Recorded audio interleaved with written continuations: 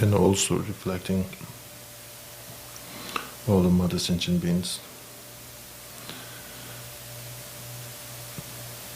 influenced or empowered by karma and delusion. So therefore, you want to liberate it, you want to take the responsibility to helping, to overcoming from the karma and delusion. So therefore, I myself wants to take a refuge to the Buddha as a guidance, the Dharma as an actual path or actual medicine, and the Sangha as an inspiration.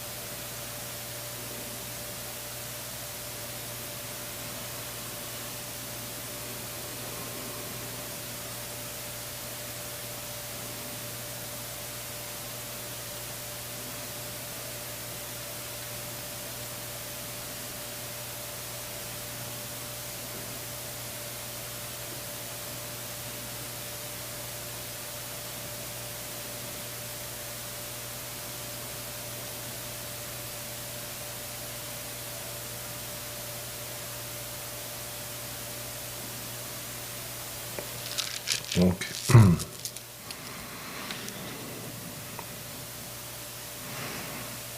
Again, we'll do refuge 2 times in English and 1 time in Tibetan. I take refuge until I am enlightened in the Buddhas, the Dharma, the Sangha, by the power of the potential created by learning. May I attain Buddhahood immediate benefit. I take refuge until Buddha, the Dharma, the Sangha, by the positive material. May I attain the Buddhahood in order to benefit such people.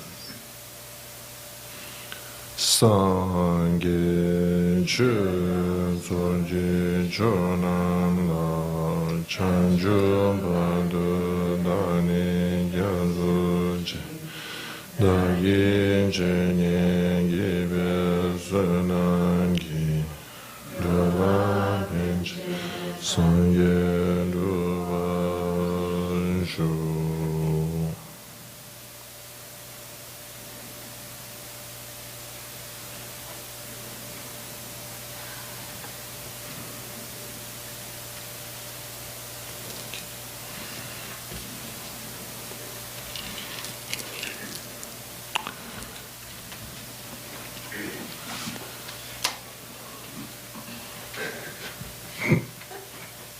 If you already, went through in the office lots of, slideshows, you might be annoying by this.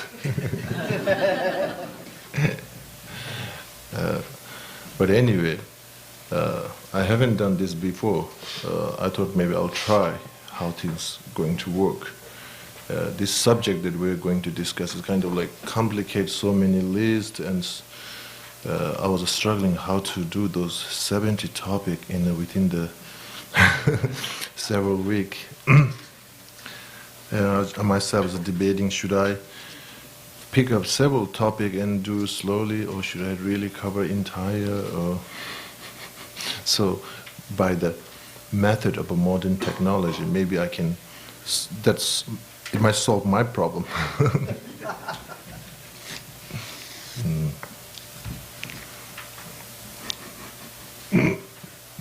Okay. I will try my best.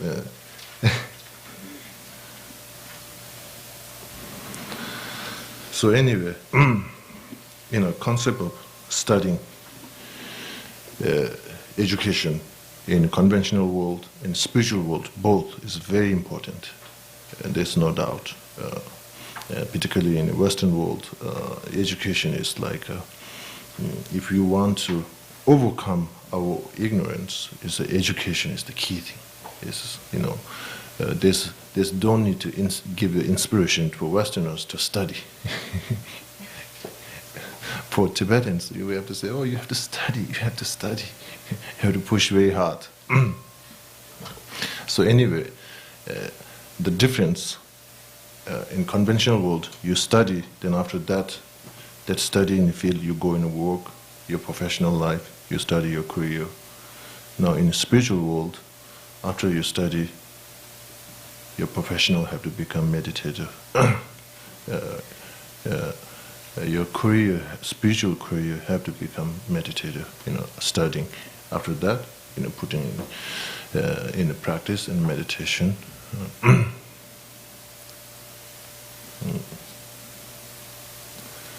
Now, there's a way of saying in Tibetan, if you want to climb huge mountain, you have to have a two hand.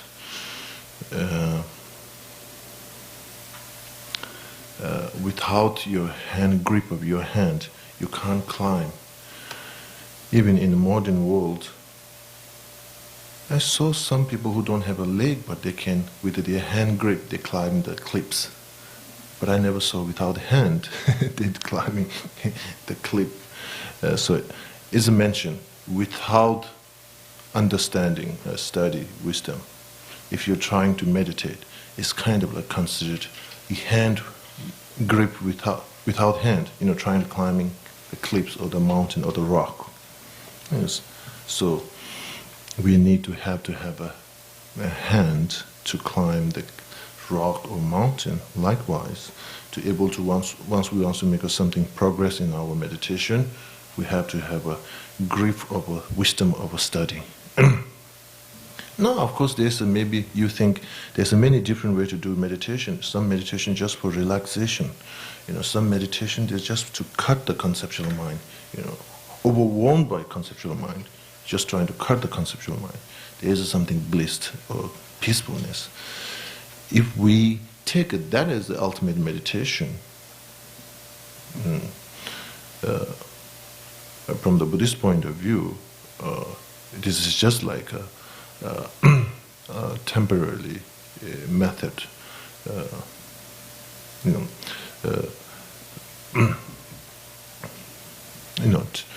So if there's a solution, from solving the problem from the root, then why we don't try? So therefore, so from that point of view, meditation becomes much second step.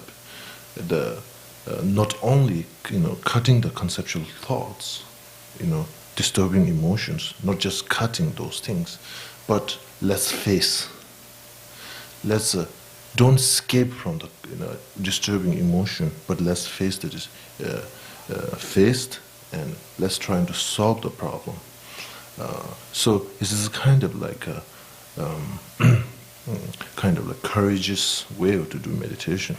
So instead of avoiding the problem, jumping in the middle of the problem and trying to find a solution. This kind of way of doing meditation is only done through the analytical meditation. Lots of wisdom involvements, lots of intelligent involvements with the pure motivation. Wants to help for yourself, wants to help for another. So from that point of view, once we're able to find what we believe, what we feel, and then we can just hit on that spot on and on, and it becomes our second nature, spontaneous feeling. Nobody can convince in another way. You will be with that kind of feeling. You are that kind of feeling, not only from this lifetime, from lifetime to lifetime. So once we get in that stage, I think there's concept of enlightenment or concept of Buddhahood and so on and so forth are not, how you say, from the mental point of view, it's not kind of far way to think. So anyway, okay, now how to do this, all those things. Okay.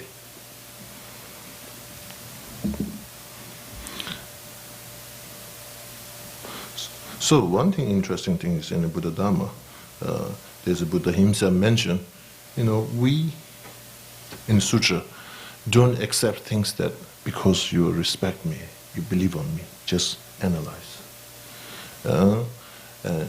Don't expect that I will going to be liberate all sentient beings.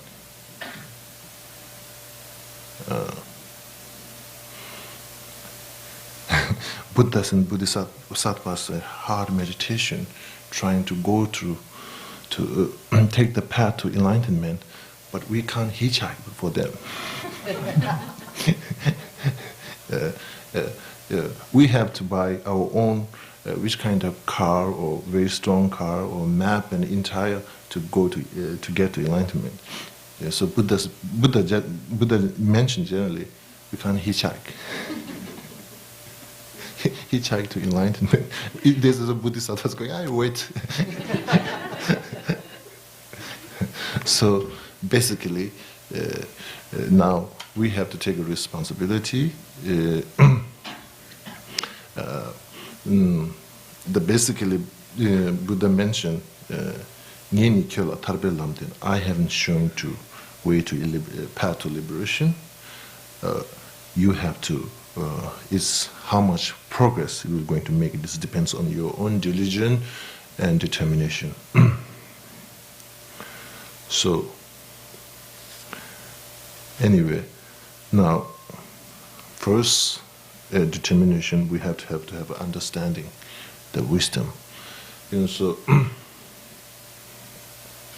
and this time we are going to study as a part of the study program, the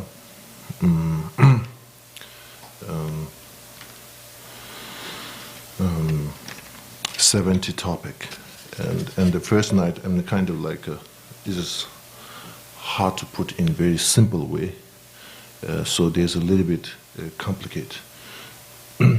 So as I want to go through a little bit, background, the 70 topic.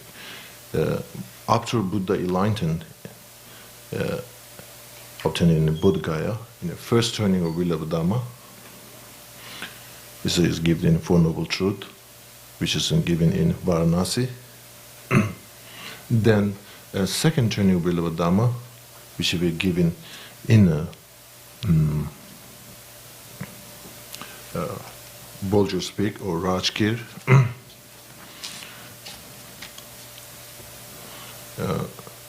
The first turning wheel of Dhamma, the disciples are more in a Hinayana tradition. And the second turning wheel of Dhamma, the disciples are more in a Mahayana tradition. And also in the third turning of wheel of Dhamma, the disciples are more in the Mahayana tradition. But the difference between the first turning of wheel of Dhamma and second turning of wheel of Dhamma, within the Mahayana tradition, way they view the understanding of emptiness, definition of emptiness is slightly different. The Yogacharyan, they, all the existing phenomena of just nature of a mind. There's no externally exist. Things are just mental projection or mind. So the disciples in the third turning of wheel of Dhamma, mainly Yogacharyans, and the second turning of wheel of Dhamma, disciples are mostly Madhyamikins.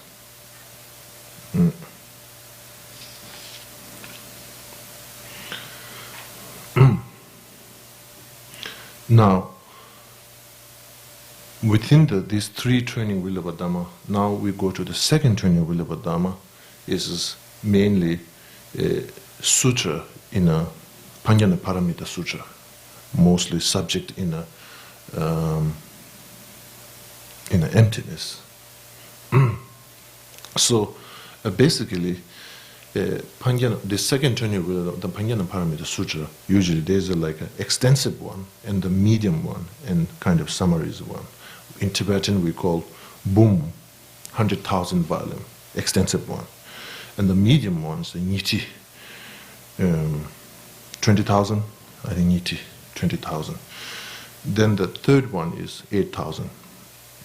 Now, 100,000, boom, it have in the Tibetan volume, there's like a 12 volume, 100,000.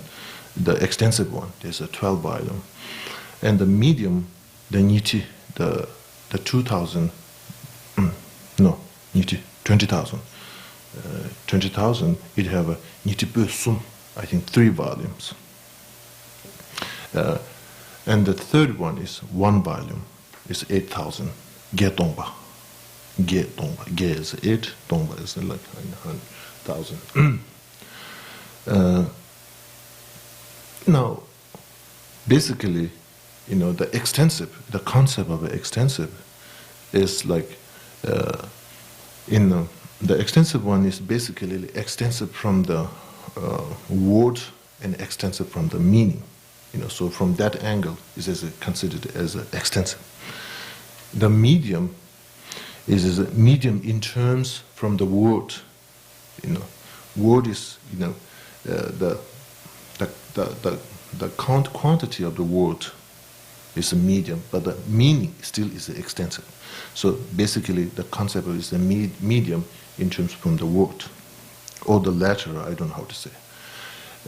Now the third one, Gedongba, is the summary. Is a summary from the point of view of the meaning and also from the word.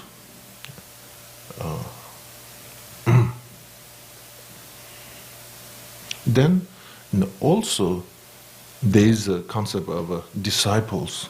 The considered as there is a disciple who have a very sharp mind and a medium mind, and I say very sharp wisdom, medium and very slow wisdom. Things to takes to explain, it takes a long time. This is interesting. Sometimes, if you don't want to listen, then even you are intelligent, it takes a long time to convince. I think it's the wisdom and the intention. I think it works very much together. If you really, there's no you want to listen, the intention, there's no matter how much you are intelligent, you're never going to get what you're saying. You're never able to. I think if you want to convince somebody, I think first trying to from the motivation, from that angle, I think don't try so much for the explanation. Just joking.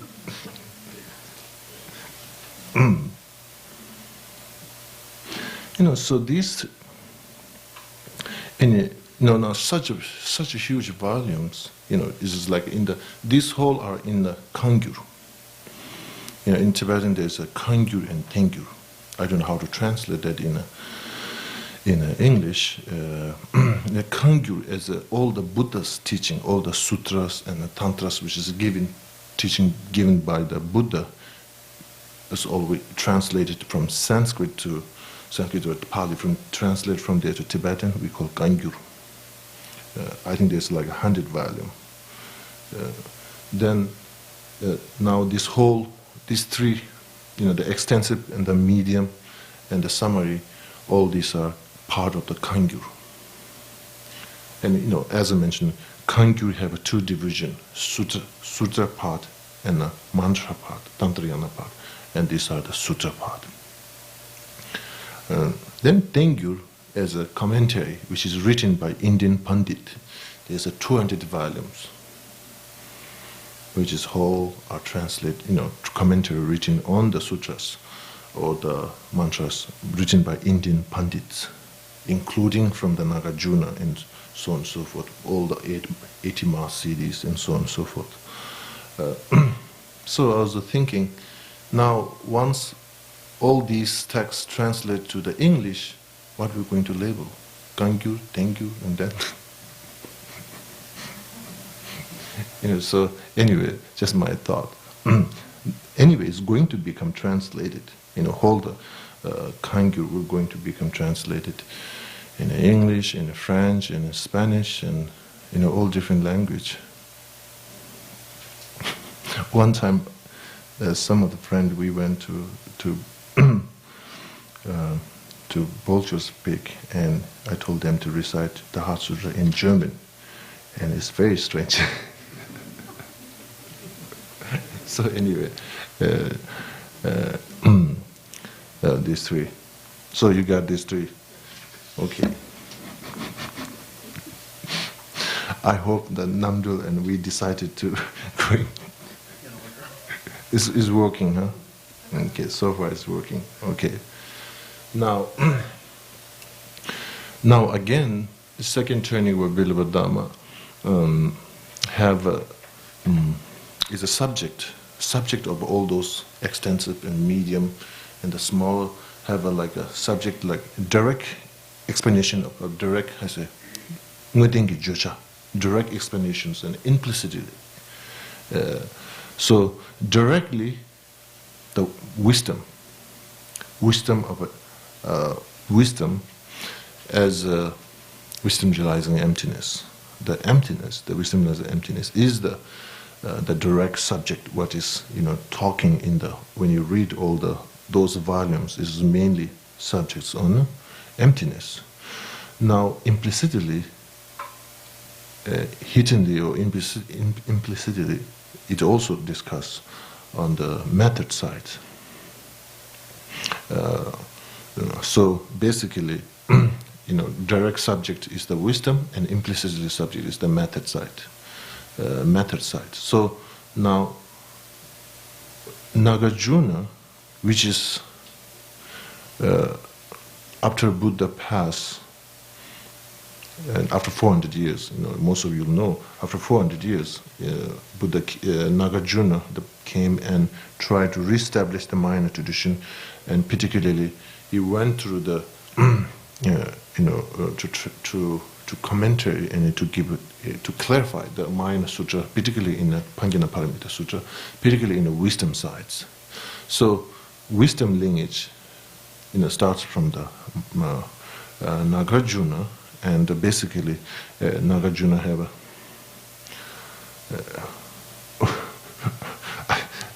I think number should be changed. I think Nagarjuna have 6, and Maitreya have 5 texts.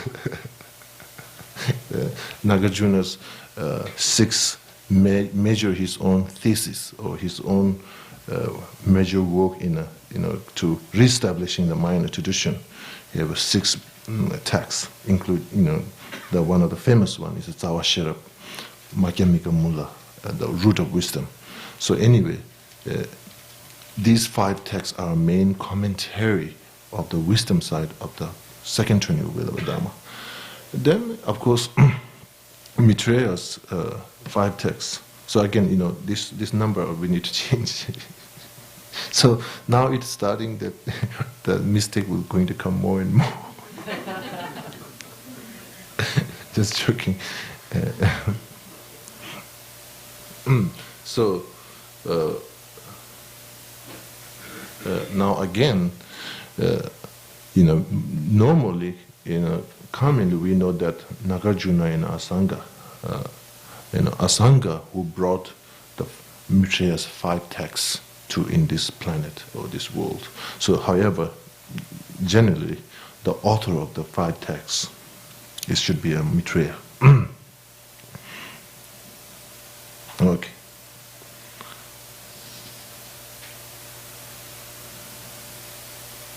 So I don't want to go, like the names of the texts.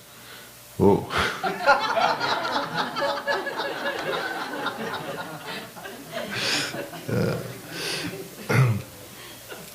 So you guess what is that?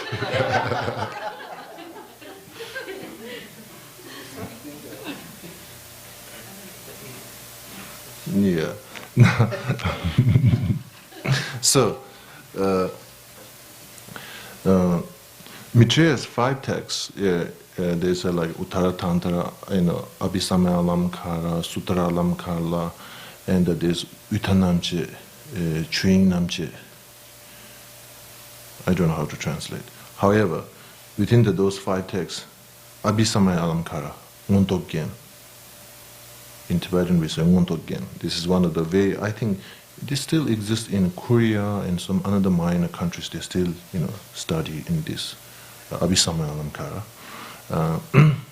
Now, Abhisamaya Alamkara, the first box you see from 1 to 8, you have 8 chapters.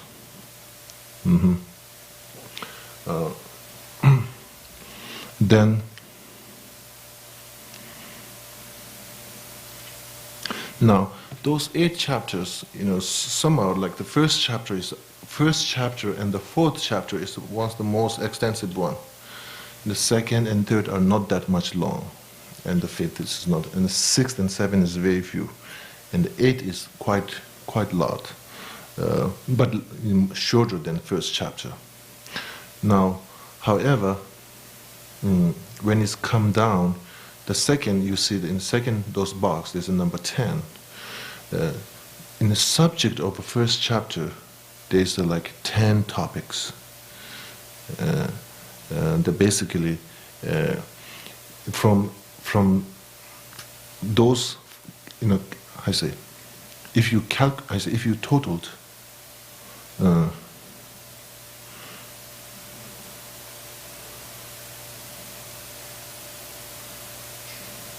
is it a 70?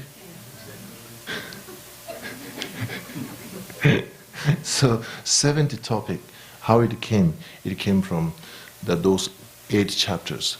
The first 10 are the subject of the first chapter. There's 11 is the subject of the second chapter.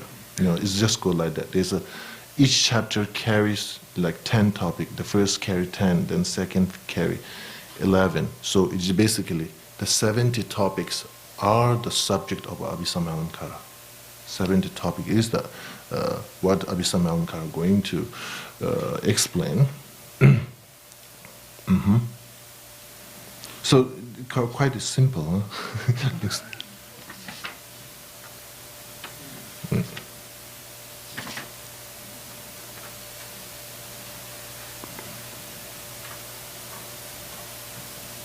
Okay.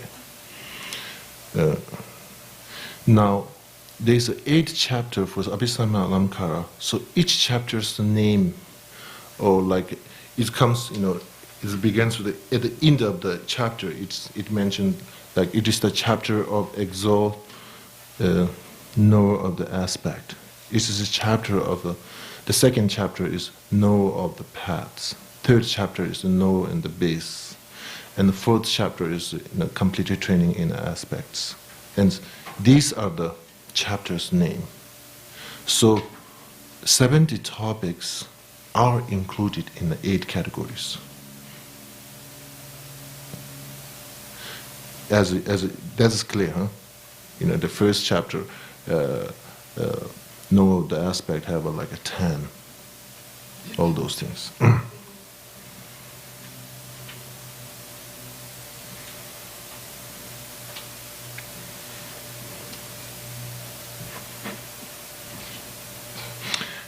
In a Tibetan, we say, "Namba tamche kemba ni gab de tangbo, lam sheba ni gab de nipa."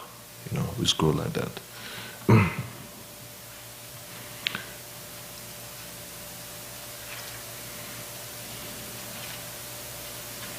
Then, again, this whole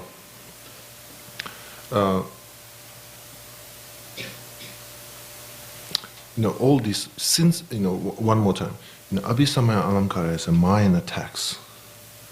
It particularly have to discuss in a Mayan method side. And all these are basically Mayan methods, Mayan's path. And of course the result through the body, when it comes to this, maybe you won't say actually Mayan path, but it is as a result of the Mayan path. So basically all those are consciousness. Each, Nambatamje Kempa, the omniscient mind, or exalted know of the aspect, either translate or whatever we use, all of these are consciousness.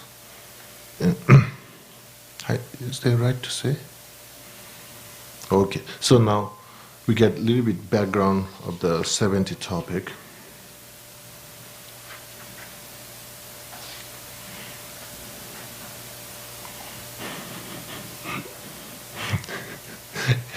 Yeah, I have one student in Puerto Rico. Maybe you know the Gadiel. Yeah, he did it. the graphic of.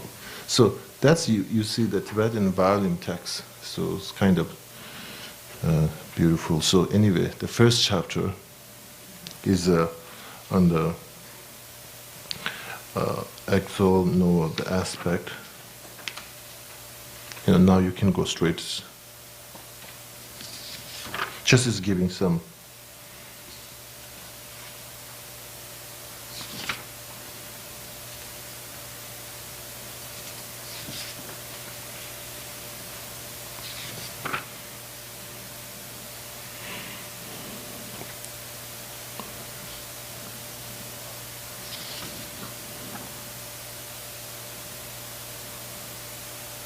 I think this is complicated, so we could quit.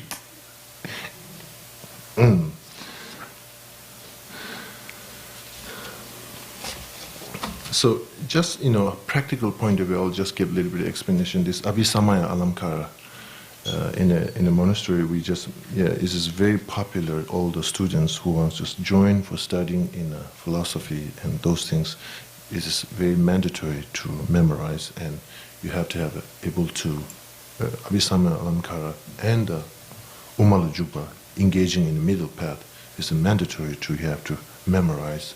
And before you complete those two, before you complete the memorizing those two chapters, usually the abbot and the discipline, they won't accept you to joining in the debating class. And also during the debating, each semester,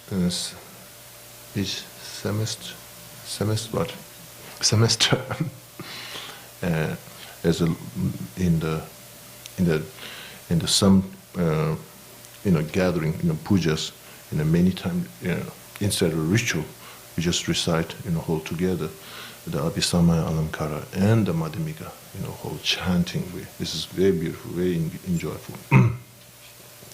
Okay, now.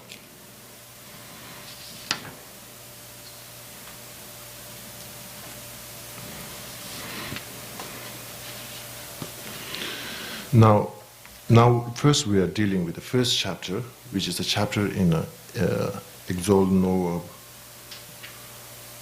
aspect. In Tibetan, we call Namkhen, omniscient mind. So, chapter in omniscient mind. However, it carries 10 different topics. The first topic is the generating mind. Generating mind. This is there's a different translation for that. In Tibetan word, it's semge. Sometimes people translate the enlightened mind or bodhicitta and so on and so forth. But right now, in trying to use this translation, mind generation. So now, sometimes we get confusion between the mind of enlightened. The compassion mind and the bodhicitta mind, we have to be very clear. There's a two different type of a mental state. So this is the mind of a generation. It is not the mind of a compassion. It is the mind of enlightenment or mind of a bodhicitta. So to cultivate the generation of mind of generation, first individual person have to have a bodhicitta. Have to have a compassion. This is cause and effect kind of things. So, however, the first we want to talk about the base of the body.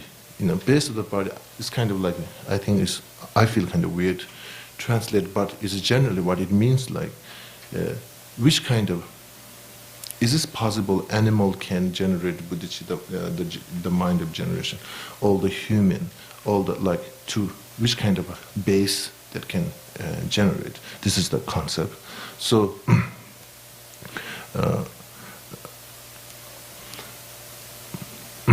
so over here, the mind, the bodhicitta mind of, should I say mind of generation or mind generation? Mind generation. Mind generation is this Doa Riktu, all 6 realms. This is a possibility able to cultivate from the base point of view. God, demigod, human, even it comes down to hell.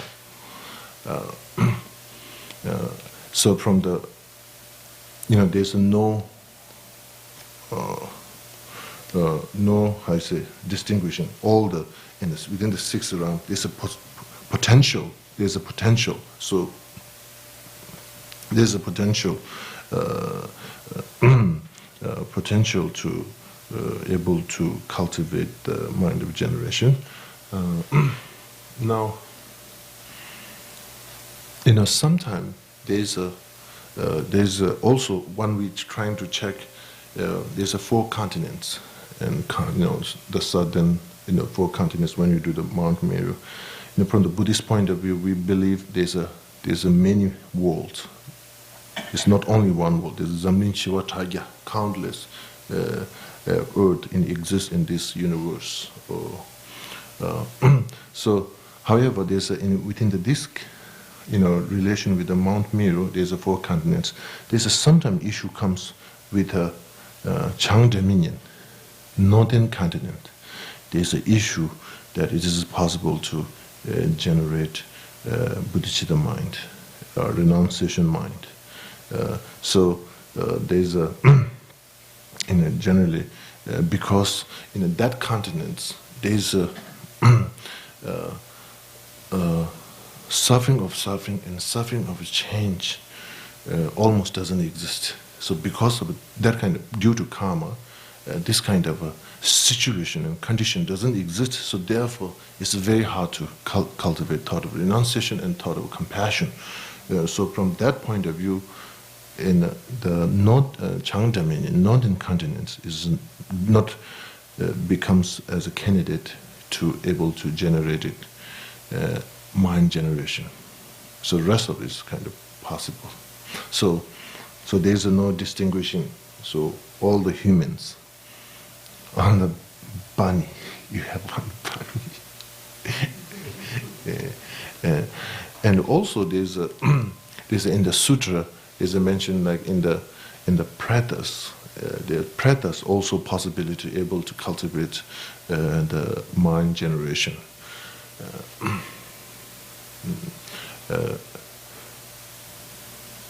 And I think one sutra mentioned Buddha Shakyamuni, in his lifetime, or in his previous life, when once he was experiencing in a hell realm, and at that kind of time, he's able to cultivate mind of generation. There's this kind of sutra have a quotation that you can generate in all those realms. So from the body, from the base of the body, luiten, in Tibetan words there's a luiten. I don't know how to exactly, maybe it's maybe close enough to translate. The meaning, you got it, huh? Okay. Now, basis of a mind. So from physically, from externally, if all these are the suitable candidates, then which kind of mind, base of the mind, have to be can be transformed, can be suitable to generate the bodhicitta mind or mind generation. So this is the next topic. So now again, day-to-day basis, we like the concept to talking about the bodhicitta. We like to talk about the compassion, and we're trying our best to meditate and trying all the best things. But if if we are really serious, if we really not just satisfied by the imprint, but really serious, then first preparation. From the body point of view, we are right candidate. We are human being. We we have access to the Mahayana tradition. Now, from the mind point of view, now it becomes first, like if you want the right soil, mind soil, to planting the seed of the mind generation. Now we have to have this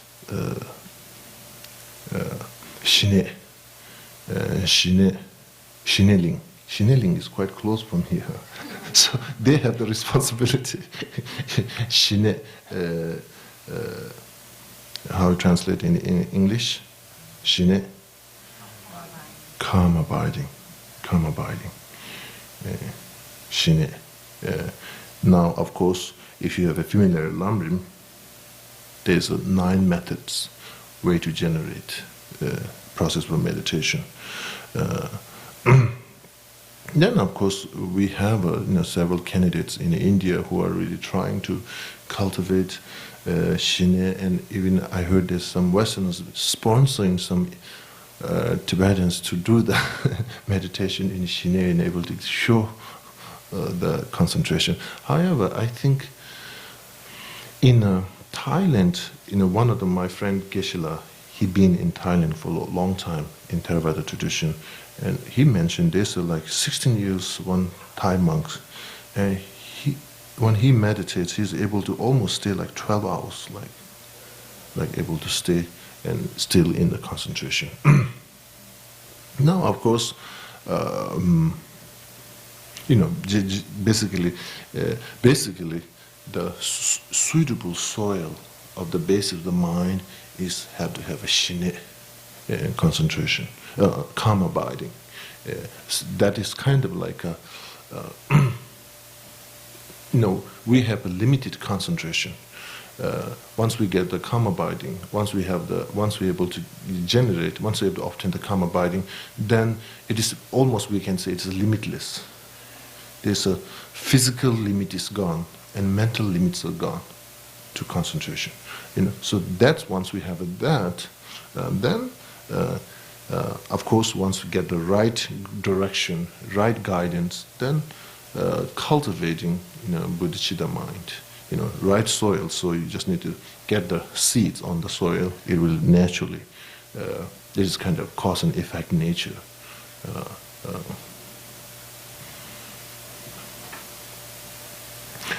Now,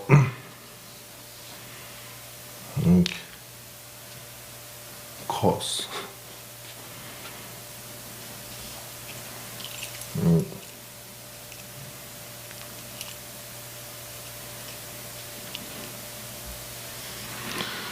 Now, there's a different, how you say, there's a, once we hear Buddha's quality of the body, quality of the mind, quality of the speech, particularly the function of an omniscient mind, how much you can complete, how much you have the freedom, how you are free from all those limits. Once we saw these things, once we hear and inspire, then due to that, sometimes we get, now to obtain this kind of situation, this kind of power or condition, we have to first we have to generate compassion, then mind generation, bodhicitta. So cause have a very variety. Sometimes due to this kind of condition, individual practitioners go back and really try to make a progress. Some individual person seeing the reality situation, what happening in a day-to-day basis, based on that, then due to seeing the suffering, then trying to find a resolution, and then going forward to obtain the Buddhahood. So for the cause, there's many difference from that kind of point of view, due to meeting the Mahayana teachers or guidance, that kind of strong influence, due to that kind of things. And even there's sometimes unbearable for degenerating in the Mahayana tradition, Mahayana teachings or practice. So individual person putting more effort to able to generating more. So just the cause and conditions becomes a variety. But however, the ultimate cause is the great compassion. Nyingji Chenpo. And Tibetan words is Nyingji Chenpo.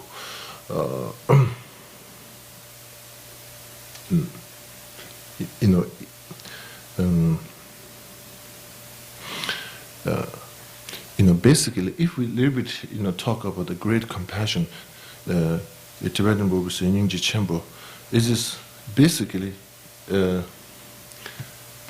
first. What is the first step to experiencing great compassion? Is the first step is I say strong feeling of compassion for your own self. That basically that totally overwhelmed by karma and delusion, influence of karma and delusion for your own self, and there's a strong, I say, a desire that you yourself wants to liberate from karma and delusion. And there's a strong concentration on you. You want to help for yourself from the depth of cause you want to liberate yourself from the depth of the cause, which is the karma and delusion. So this kind of like a very strong desire, wishing to liberate yourself, and then suddenly you just focus. That's change. Instead of focusing for you. When that focus changes towards one another, then it says that is the great compassion. Strong desire, healthy desire to wishing to liberate another living being is, So basically, first to really become to practitioner of minor tradition, first step we have to really genuinely able to practice compassion on our own self. Really willing to. Clear understanding with a pure thought, willing to help, willing to liberate yourself, then next step is easy to see, able to generate greater compassion. Without applying compassion to our own self, there's no way to generate great compassion towards one another. These two are renunciation and the great compassion are cause and effect. Based on where you focus.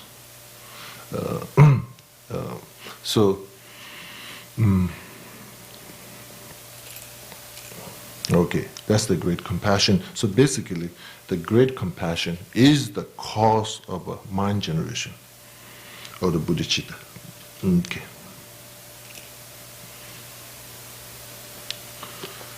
Now, this is a very long one. The definition. Now,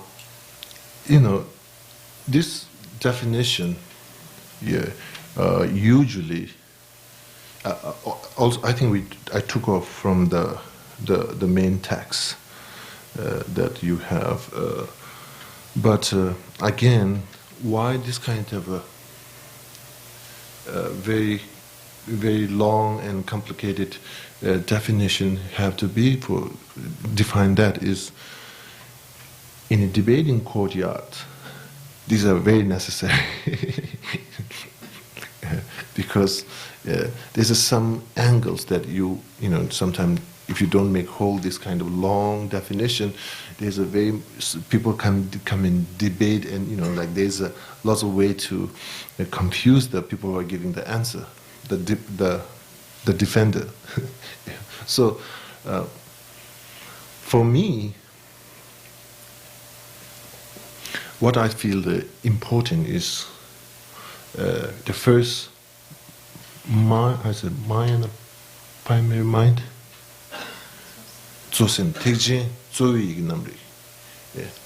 However, the primary mind, this is one thing is any kind of a mental mind have to be either secondary mental factor or primary mental factor. So generation mind, generating mind, and great compassion, these are all consciousness, they are mind. So when we check, are they a primary mind or secondary mind? Is to either have to be with one of those two. So mind generation within these two is a primary primary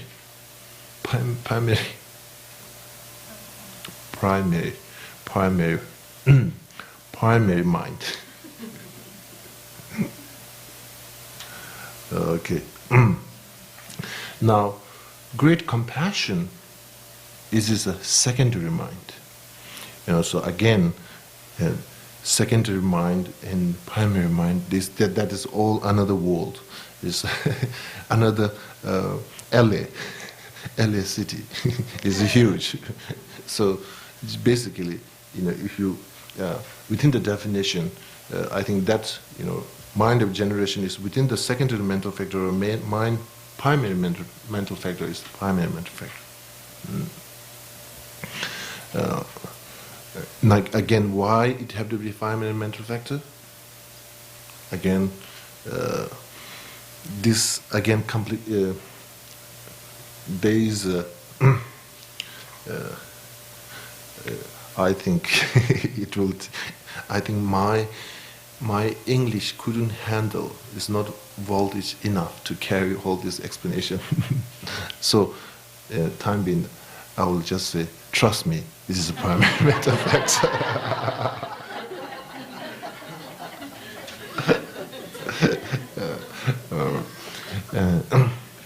Then that is that is the door of entry into the mind,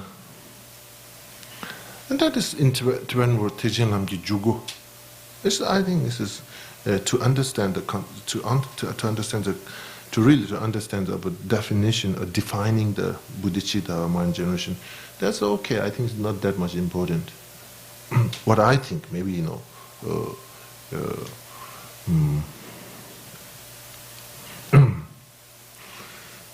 the mind, and then what is the contented content with the inspiration. Now this is the important part. Tsungden contentment. Is this a very expensive word or?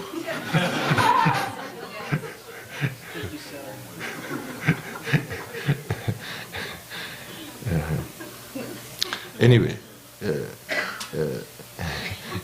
this what's the translation? Can you say strong? Concomited. Looks like a concord. Concomited. That means concomited with the aspiration to obtain complete enlightenment for sake of another, sake of sentient being. Tsungden. And what is it? Arises. That part is, I think, arises contented with the aspiration to attain the enlightenment, complete enlightenment. That part is, I think, very important to defining the mind of generation.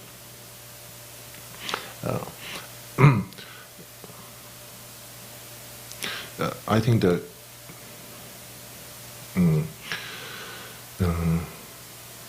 if there's another really simple word exists for contaminated, huh? With.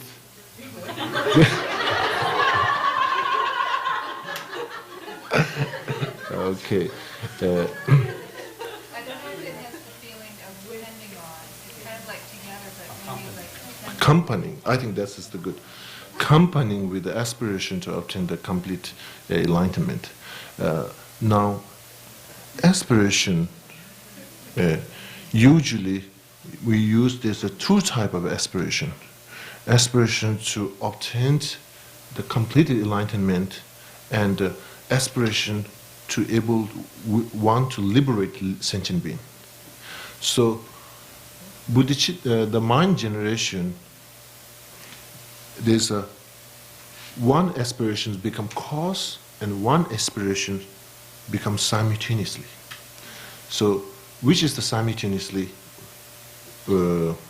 comes with the mind generation, which aspirations come simultaneously with the mind generation, is the aspiration to obtain, accompanying with the aspiration, the word accompanying, the main mind, which is accompanying with the aspiration to obtain enlightenment for purpose of benefiting for another. So these aspirations which are accompanying together, but there is another aspiration which is willing to liberate another sentient being. Basically, the bodhicitta, the mind of compassion. Compassion sometimes is labeled as an inspiration to willing to liberate sentient being. So anyway, one inspiration become cause, and one inspiration. So again, Dumpa Nidin,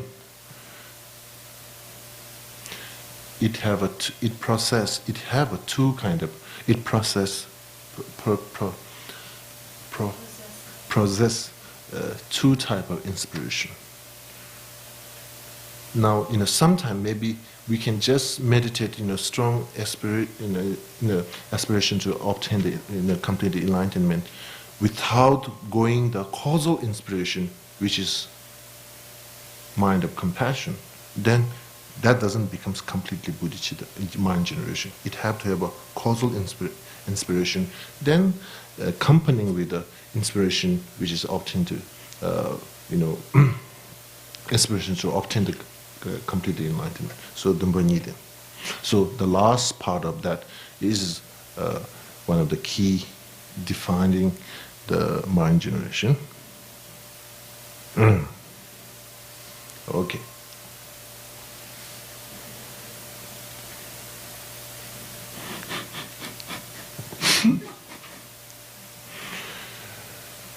I don't know why he chose that.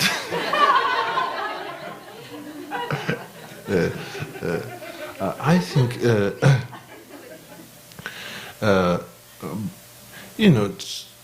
sometimes in the Tantriyana, the Vajra symbolize the wisdom, and the moon disk, white disk symbolize the bodhicitta or the method.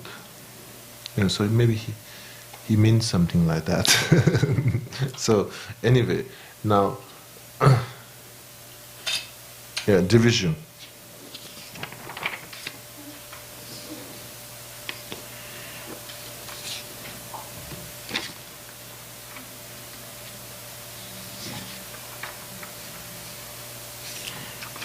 Okay.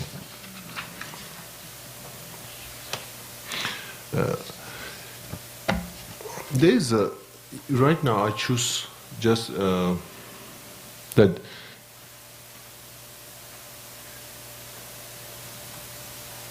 conventional and ultimate bodhicitta. This is the most popular one. But of course, there's in the text you can see 22 type of bodhicitta. That is, like more complicated. But within the 22 bodhicitta, I want to just, instead of going whole detail about 22 bodhicitta, I think my favorite one is, I just want to share with my favorite ones. One is, the first is bodhicitta like a bhumi. Then second is bodhicitta like a golden. And the third is like a bodhicitta like a rising moon, waxing moon, or rising moon? Huh? Waxing moon. Okay. These three are kind of really nice, one of my favorite ones. So anyway, bodhicitta like a bhumi, mind generation like a bhumi, and that means like individual person went through meditation, able to complete all the cause and condition to able to experience mind generation, and once mind generations becomes their own second nature, like.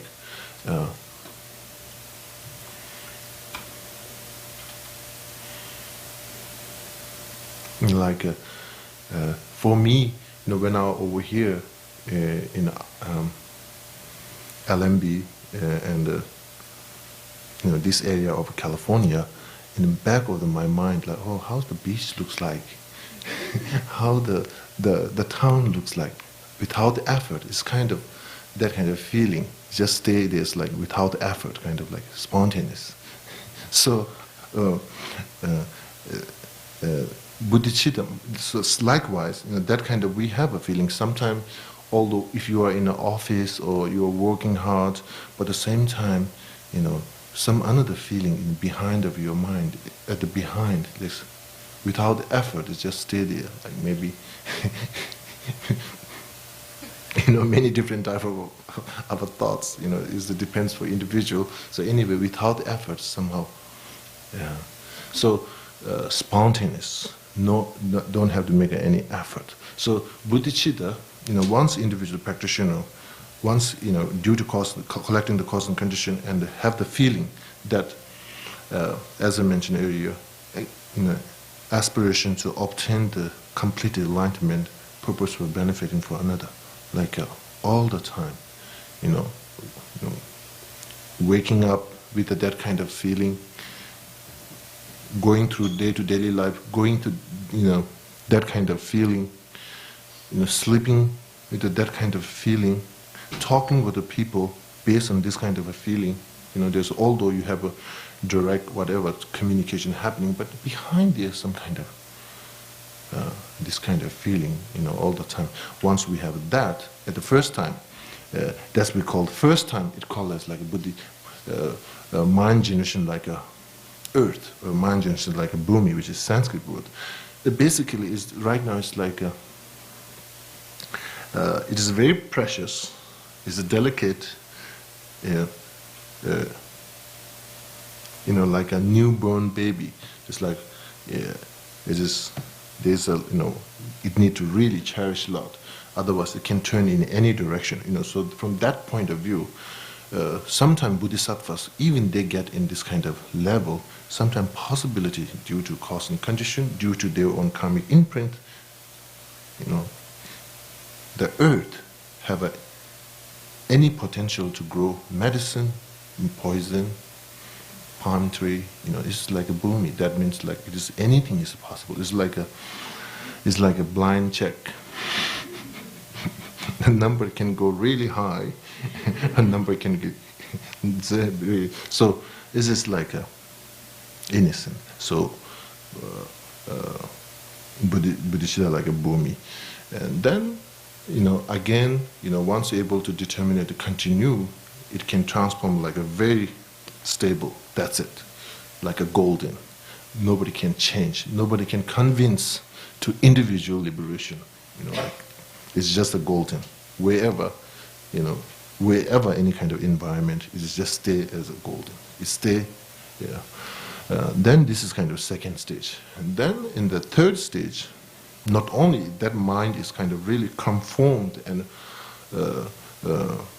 stable, but now it's going to increase like a waxing moon, go big, more clear, more round and more clear, and so for mind generation, 22 type of, this is usually you can see in the text, but the mostly the engaging bodhicitta and how is it, conventional bodhicitta and ultimate bodhicitta. Conventional bodhicitta, ultimate bodhicitta.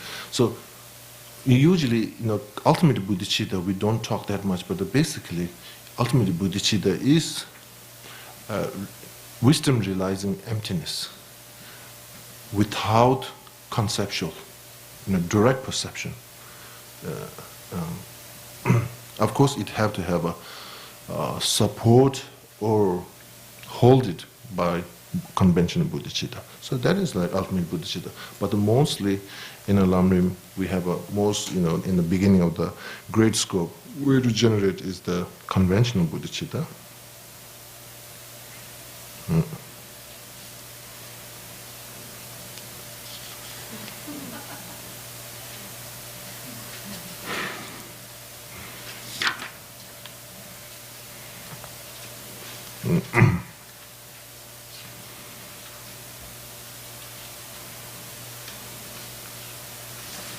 So now the benefits.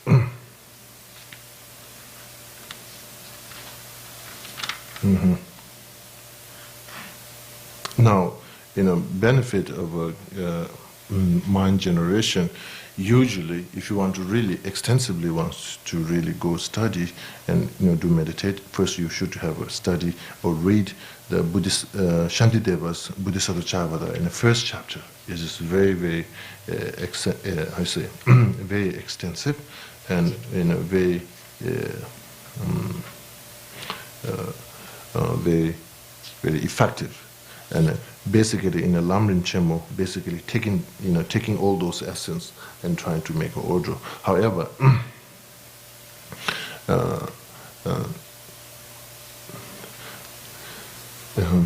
the benefits of even in our level, even we don't have the spontaneous feeling, but if we're able to put in our meditation in the mind generation, which we defined in earlier, that kind of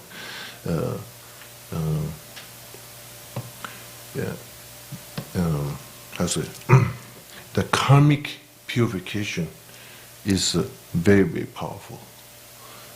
Although when we do karmic purification, applying full opinion power and so on and so forth, but within the one power, of course, there is a power, the basis related to the mind generation, but itself, once we're able to cultivate mind generation, the accumulation of a positive karma is continuity, is forever. The continuity,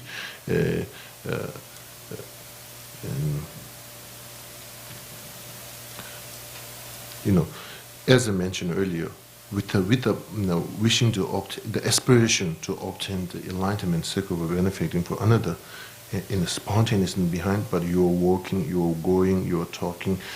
All these actions is going to become virtue action. Even you're driving, if you are in a traffic, it's just like in another way. There's a description that there's when you sleep, at the beginning of the sleep, before you go to sleep, if you able to put your mind in a virtue, 8 hour your sleep or 9 hour or 16 hours sleep is all of a virtue. Now, when you wake up, if you you wake up with a very pure motivation, or that the rest of your activity becomes a virtue, it's a question. Now, is it possible that you're waking up with all the activity become virtue? It's possible. Once we're able to cultivate mind generation, then same like once you once you put the power on of a mind generation or any activity, it becomes a virtue karma. The continuity of accumulation of merit is continuity, and I say. Basically, benefit of a generation mind is the purifies negativity karma and continuity accumulation of a virtue karma. Once we're able to generate, once we experience the mind generation, is like uninterrupted.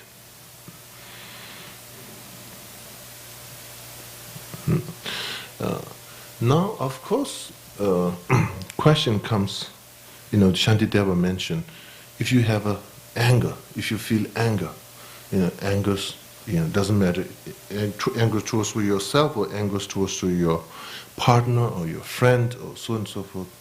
They say it is like a fire. There's no option. That fire will destroy something. In that case, it destroys virtue, all the virtue. So now, once individual person able to experience mind generation, then even though you haven't eliminated anger, but still all your virtue karmas are protected. All your virtue karmas are insured. insured. So basically, the best insurance company is the mind generation.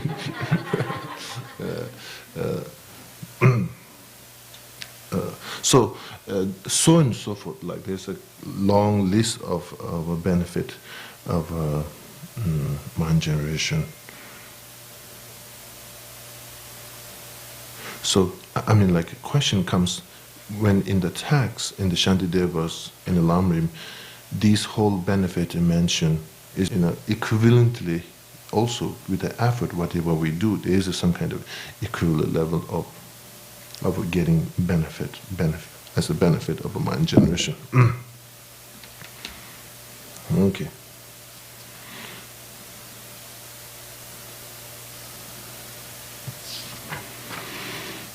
Okay. Now, way to generating mind. Way to generating.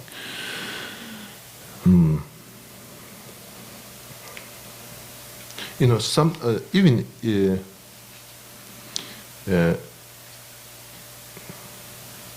gyabuta visimgi, chuzida visimgi, nyambata visimgi.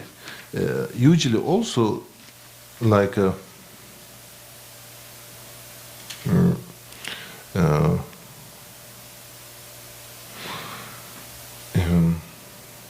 there's three things way of generating.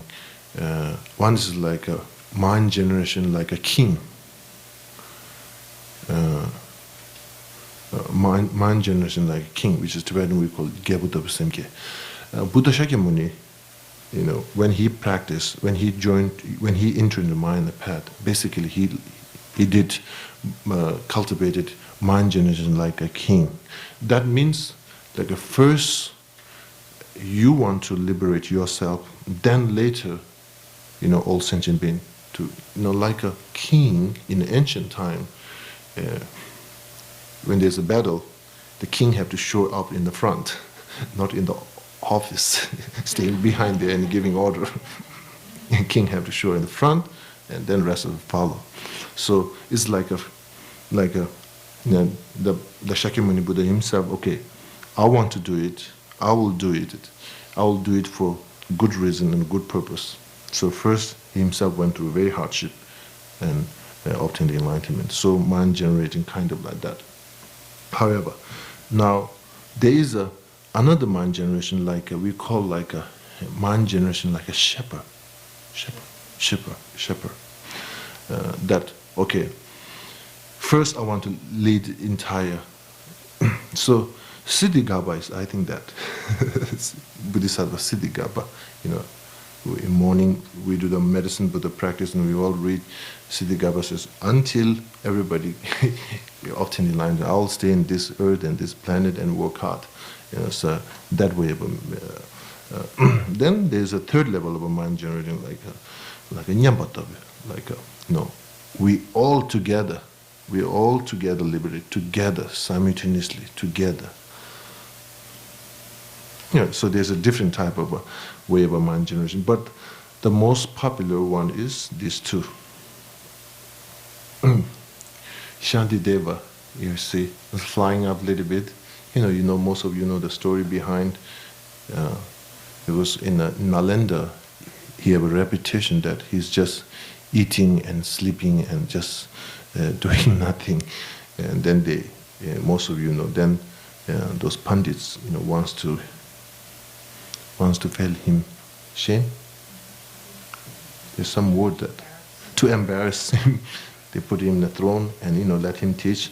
And of course he teached and he taught all those Shantidevas this Bodhisattva way of guide of life.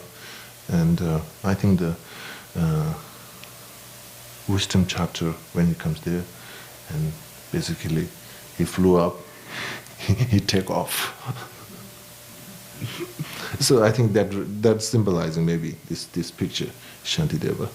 Then you see the most popular one, the Shantideva, Dakshin Nyamje, exchanging self and another. Based on that, cultivating, generating mind generating bodhicitta mind. That is the most popular, mostly very powerful in the early time. Maybe is also mentioned. It's kind of like a secret. The reason over here secret is like some practitioners maybe it would become very unable to handle due to that may become like wrong view or something. So able to keep that only to share with a very suitable practitioners. Now Chandrakirti, you see, he is like the mudra with the yoga of debating.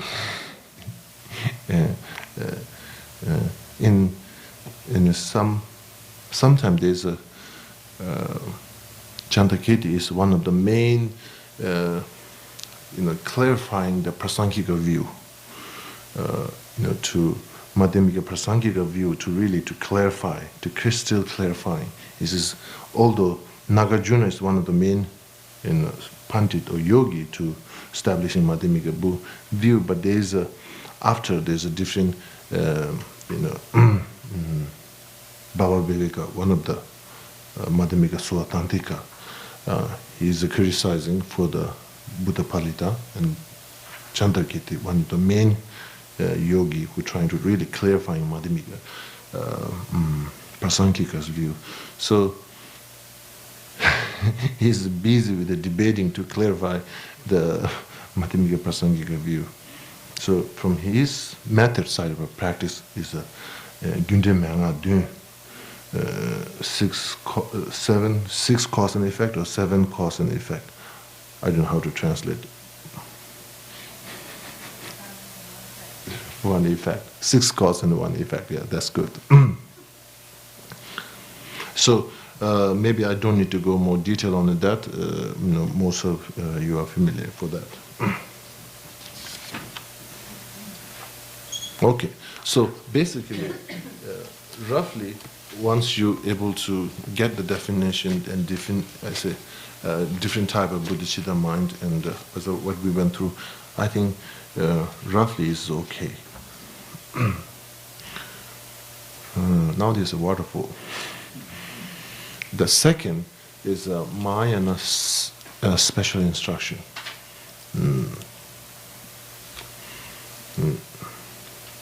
Mahayana special instruction. Teaching Gitanga, in Tibetan we say teaching Gitanga, Mahayana special. Now, of course, the cause.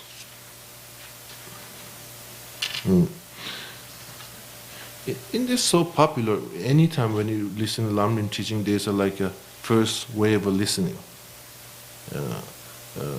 There's a three type of faults you have to eliminate. 6 type of mental attitude carrying. However, now in a special Mahayana instruction, the cause, over here, this cause means based on which kind of a mind it have to able to listen, able to carry the Mahayana special instruction.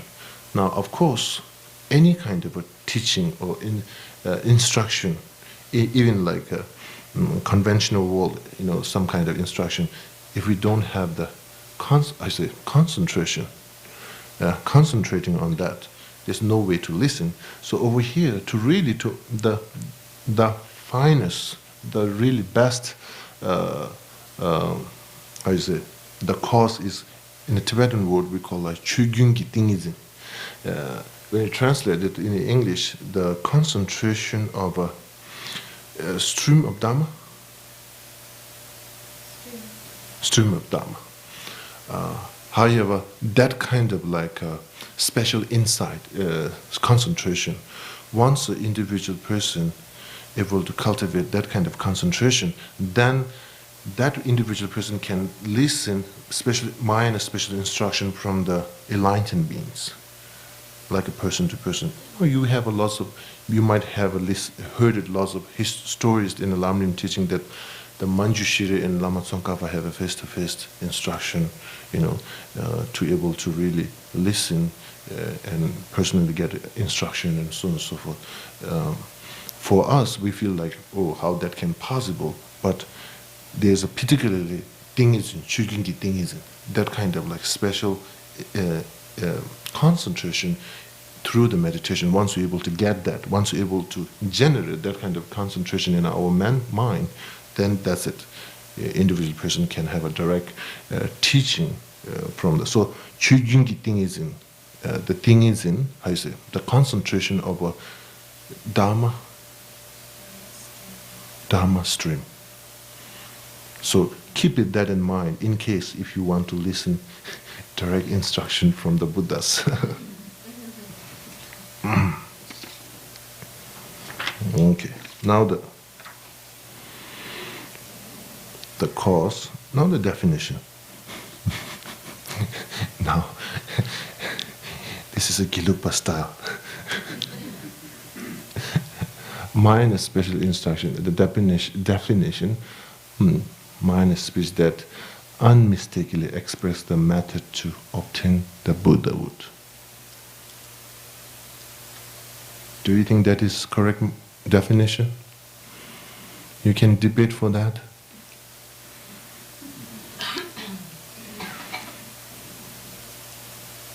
No, we don't need to debate. So that's the.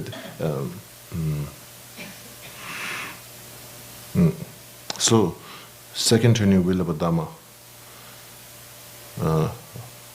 Lamrim Chemo, Abhisama Alamkara. All these are special, minor special instruction. So, this definition is it fulfills, like Abhisama Alamkara, Lamrim, all those texts, fulfills this definition. So we can define as a minor special instruction, teaching it Dhamma. Now, two type of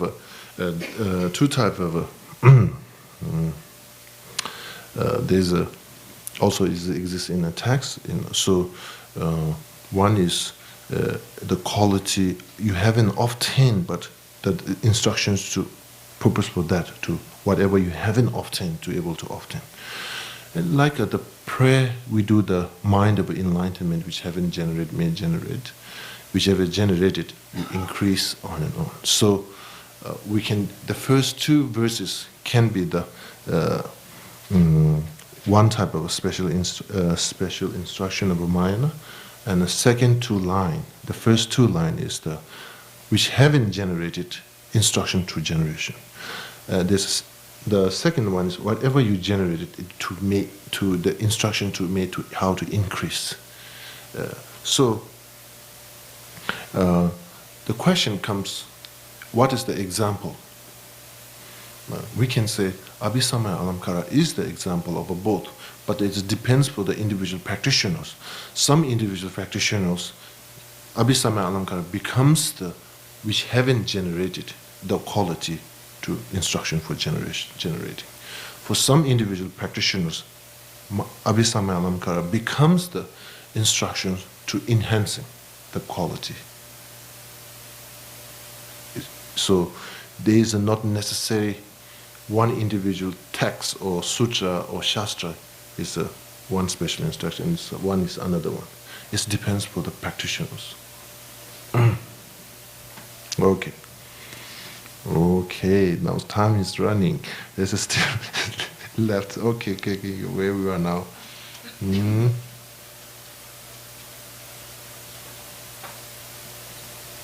Okay.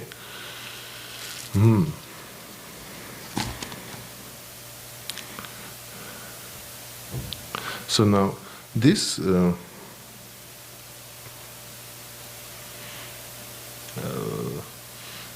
now base again as like a this is four branch of a definited discrimination. This is really trying to translate from Tibetan. Of course, the Tibetan translation came from Sanskrit. Basically, it is a path of a preparation. The second, path of preparation. Just keep that in mind. And path of a preparation, the base, way it is cultivated. Of course, again, pretty much within the sixth realm. This is not possible to cultivate in a lower hell realm and so on and so forth. This is all upper human realm and God and demigod, of course. Then within the four continents, only the northern continents is not possible. Rest of equally, able to.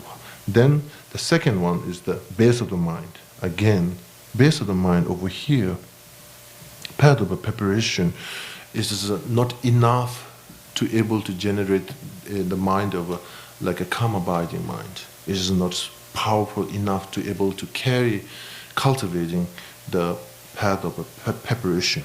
The path of a preparation, the base of mind should be Hakdong, calm abiding, and then what's the another word? Special insight. Hakdong.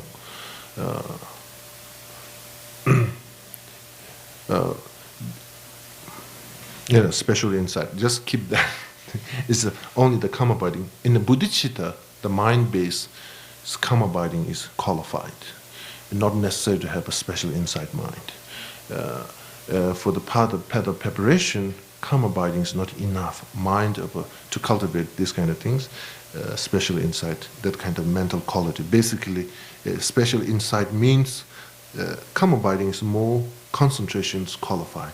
The special insight have a flavor of a wisdom, analyzing, and also concentration. It's like a special insight. It's like in the water, like in the house we have the decorated. In the house we have like a fish. How you say that house? Fish tank. You have a small fish that's running here and there without interrupting the water. So all the water is very calm and stable, kind of like a concentration, and the wisdom, the small fish which is running here and there and analyzing. So special insight is kind of like a concentration with a very active wisdom going here and there and checking. So that kind of like a mental quality becomes kind of the soil to generate the base to the path of preparation. Then, of course, path of preparation division usually, like there's a 4 different type of path of preparation. Zemo soba chunjo. Is heat. Zemo pig. Soba as a patient. Chunjo is a pig. However, either we can able to pronounce those or the name or just the understanding that basically there's a 4 layers to unable to see the direct the emptiness. So this under these 4 path of preparation, each time able to clear up this kind of layers which obscures to see the direct emptiness. So each path defined based on able to take off those kind of layers to obscures to see the emptiness directly. After Chönchok, after the pig, then once you obtain the path of seeing, like you are without the obscuration, even without the subtle obscuration. So you are experiencing emptiness directly, non-duality. All these things is there now. Ultimate bodhicitta. However, so basically 4 division is based on this kind of 4 different type of layer of obscuration to see it. Now, the third is time generation. This is basically in the path of, as I mentioned earlier, bodhicitta have 3 different type of bodhicitta, bhumi, golden, and waxing mind. So after the waxing moon,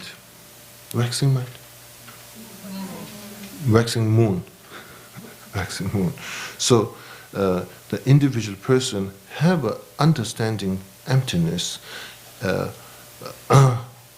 with a more qualification of a calm abiding, not with a special insight. So individual person, once it generates able to see the emptiness by the special insight, that kind of mental quality, as I mentioned earlier, then that is the time of a generating the path of a preparation, crossing the, making progress from the accumulation path to the preparation path. So time of generation is basically once the individual person able to see the emptiness, more powerful glass, more powerful.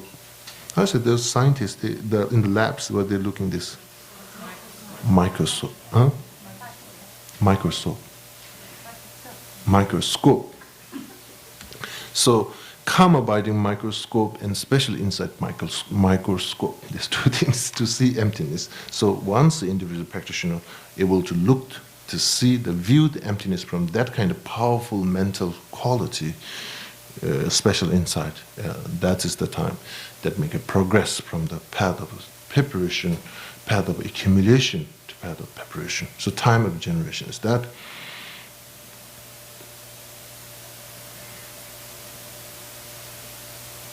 Then, of course, now the last point, it comes many times in the, when I read the Mahayana text, sometimes it becomes like a Mahayana propaganda to proving Mahayana is the best from the Hinayana. So anyway, I think we don't have that much time. Maybe we can skip that.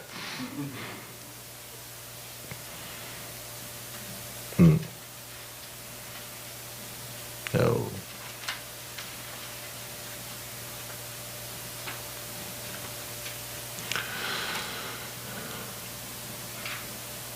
Now this is basically, now it's the fourth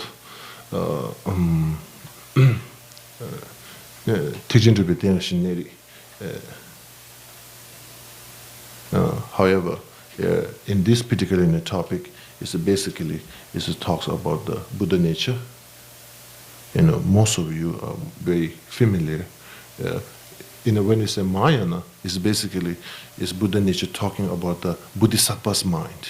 The ultimate nature of a Bodhisattva's mind is the Mahayana's, the nature abiding, a language at the base of the Mahayana achievement.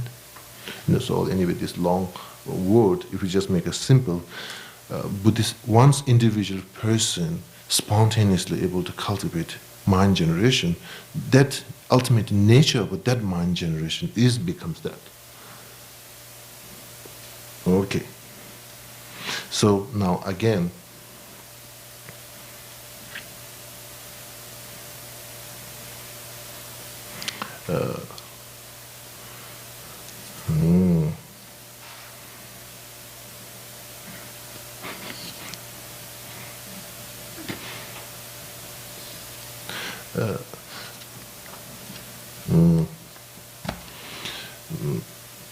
the mind, there's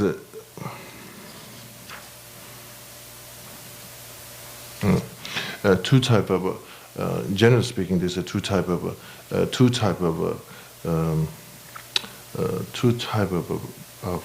Buddha nature. Buddha nature. When you say a naturally abiding Buddha nature, real divine, our ultimate nature of our mind, ultimate nature of our mind, ultimate nature of any living beings, cats, any of your pets, everybody have equally possess the Buddha nature. Naturally abiding Buddha nature, everybody have. Now the second type of Buddha nature, Gyegyugiri, kind of like a enhancing, kind of like a more waking, more, like transforming. It's improvement. That is only the, how you say, once individual person, trying to work with your own mind. Once you're interested in an internal yoga, once you are interested to the transforming, practicing in a transforming on the thoughts, then you are waking up the second type of Buddha nature. That's, so basically two type of Buddha nature. Usually the popular example, the naturally abiding Buddha nature is there's like a gold, which is covered with a rusty clothes or stinking clothes, or, inside there's, like there's like a Buddha's image or something like that. It symbolized the Buddha, naturally abiding Buddha nature. So that means basically we are just temporarily obscured. Our mind is temporarily obscured. The ultimate nature is the pure. Ultimate nature of our mind and Buddha's mind have no different at all. But the difference comes from the conventional level. We are right now in the obscuration and so on and so forth. However, since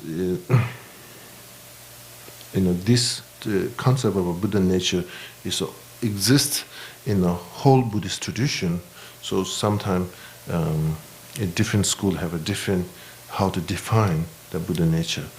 So again, in a Madhyamika, the naturally abiding Buddha nature is the ultimate nature of the mind. Now, when it comes to the Yogacharan, they'll go more with the imprint of the mind, which have imprints that carries strong potential to cultivating the uncontaminated mind, or the potential to cultivating the positive mind, the potential to cultivating the wisdom realizing emptiness mind. So they are more define the Buddha nature as the potential, the savya. So there's a, although there's a like a mentioned through the 9 categories.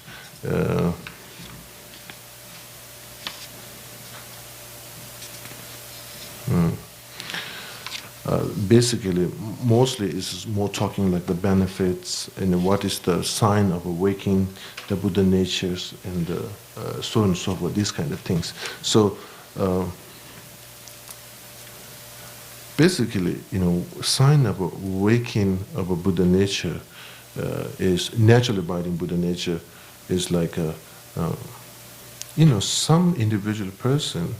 It is just kind of like not kind of like a definite sign. Sometimes we have even once we're able to experience, some situation, there is a really genuine emotional feeling. And sometimes when we read Mahayana text, there is a genuine emotional feeling that there is some really, it touches your heart. But we can have that kind of time to time. But that doesn't count the sign of waking up of Buddha nature, but there's a continuity of that kind of a sign. If that exists, then it's the sign of waking the Buddha nature.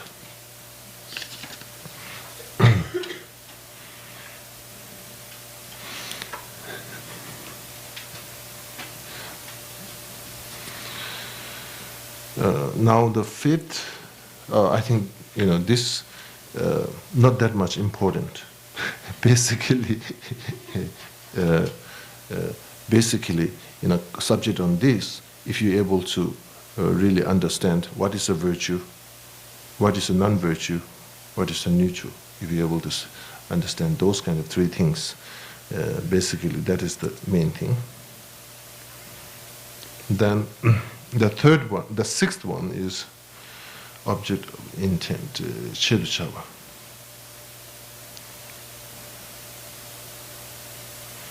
Okay. So this is again very basically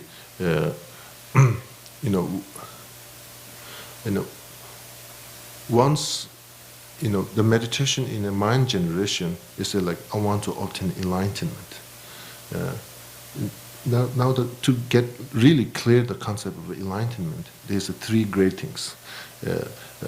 Great mind, Sembachimbo. Pangbachimbo, the great abandoning, and Tokbachimbo, great realization. So a great mind overhears the Buddha's compassion mind. And the Pangbachimbo, the great abandoning, is like eliminating the elimination of the knowledge obscurations and the Nyendip, how you translate that? affliction, obscuration. So basically, these three are the, when we say enlightenment, concept of enlightenment have to come from, defined by these three qualities. Then, of course, these three are only exist in a boundary, in borders. This is like a sansam, only exists in the Buddha, in the ground of Buddha. Okay, now we're making progress here. Now, the seventh is achieving through the armor, kodu.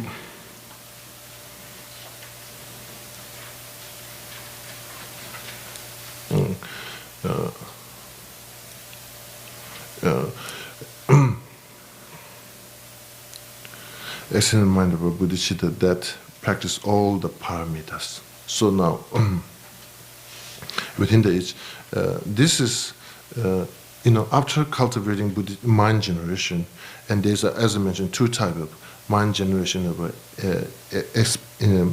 inspiration, mind generation like engaging. Particularly mind generation like engaging, for that, we need to have a armor. That means like engaging in terms of engaging through the 6 parameters, practice in 6 parameters.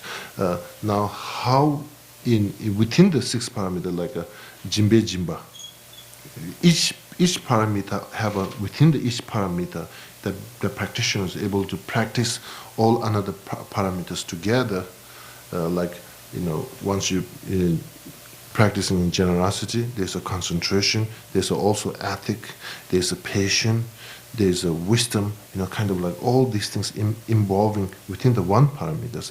Then it becomes really protected by all those another parameters, the single parameter. So this kind of like an armor practicing, particularly comes after once you practitioner practicing in engaging bodhicitta. Now, division 6, again, with the generosity, there's a six type of, within the generosity, there's when you practitioner practice applying all the another parameters, then it becomes a 6. Within the ethic, again, 6. Within the patient, we can apply by like that way. Then, sometimes we get like what's the why the generosity is first, then the discipline or the ethic is second. We might get this kind of a question: why that kind of order have to be?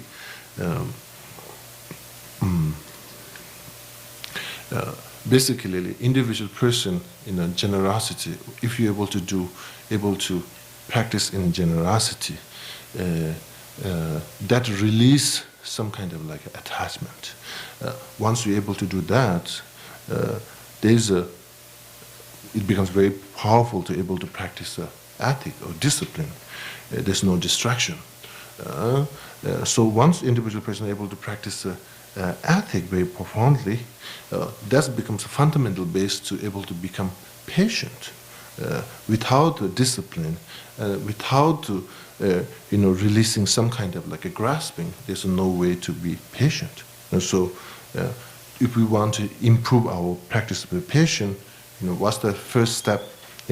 Watch out after how's your grasping mental attitude and how's your practicing our discipline. So therefore, once we have these two are very well, according to your own level, we have done good. The practice of patience becomes no problem. Now, once we're able to practice in a patient, then this is a diligent to the being patient in the virtuous activities, no doubt. Then, due to that, concentration is naturally comes. Once we have a concentration, then wisdom is going to hit on the point, on and on, again and again. Due to that, we are able to liberate our own self and another. So therefore, order, definited order, that means, first generosity, second discipline, ethic, and then patience, then diligence. So this kind of things. Okay. I think we've done that.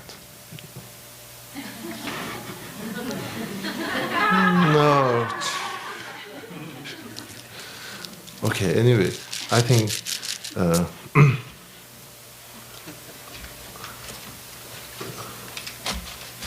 that's good.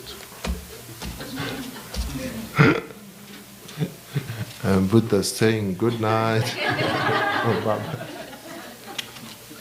Okay, thank you.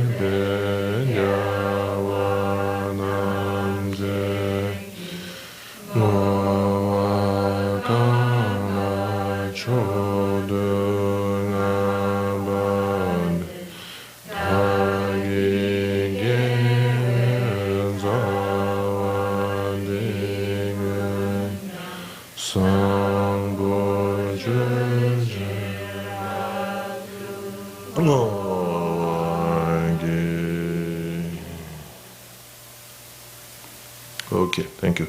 Maybe I will suggest, still, meditation in a mind generation, bodhicitta, and you try this 6 type of paramita within the one action. Is this there like an ethic and the concentration? That kind of action can you apply?